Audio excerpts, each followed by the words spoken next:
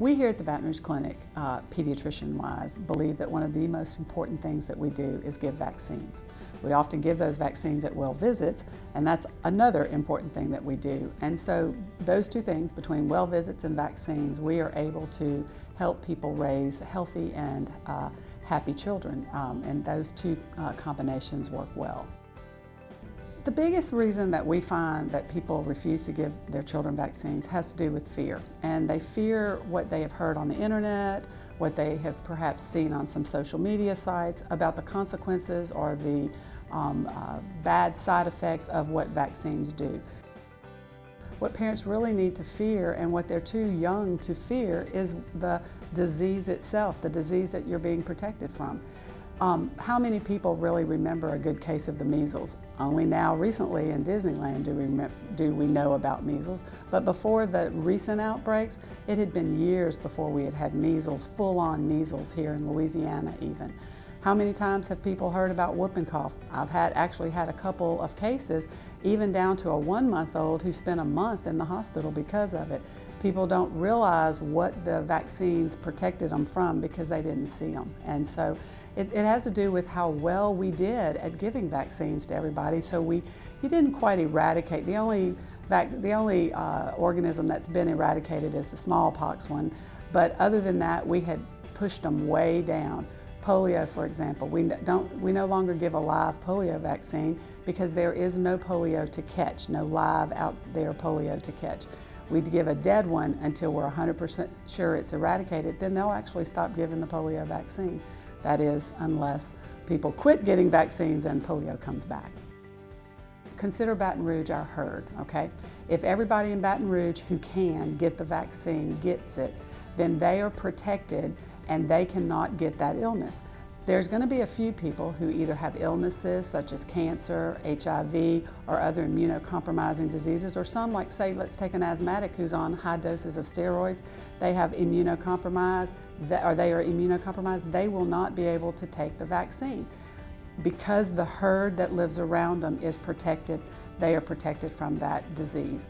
It makes us strong. If some of us have weaker immune system, maybe some of the older members of the herd, grandparents are getting the whooping cough because their young grandchildren are not immunized, and those grandparents have older immune systems and older vaccines, so therefore they're not as immune.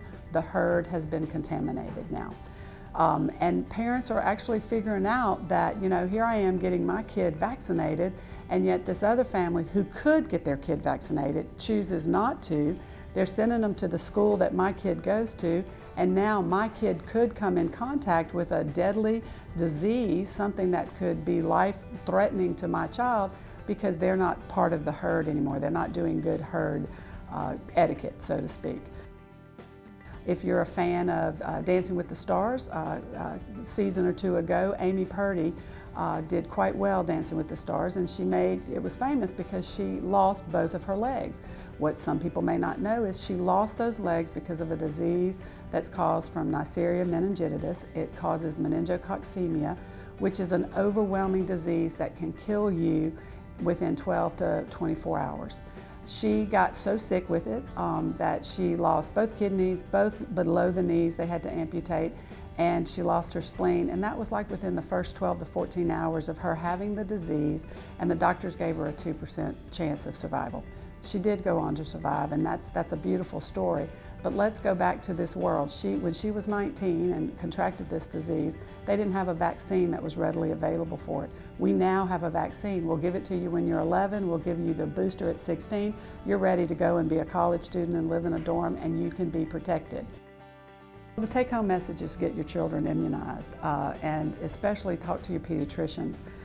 I learned about vaccines in medical school, not just about vaccines, but I learned about how important they were when one of my medical school colleagues got married in medical school, got pregnant, had a baby, and the Haemophilus influenza B vaccine was not available.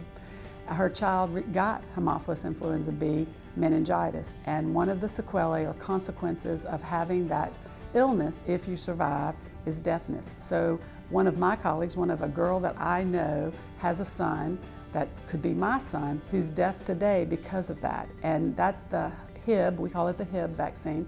Now it's approved and we give it at 2, 4, and 6 months, and then a booster around 12 months, and you're done.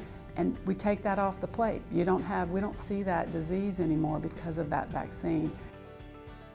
You need to trust your doctor. If you can't trust me to tell you about vaccines, this very important thing, then how are you going to trust me when I say take this antibiotic? You know, how are you going to trust me when I say your child should or shouldn't do that?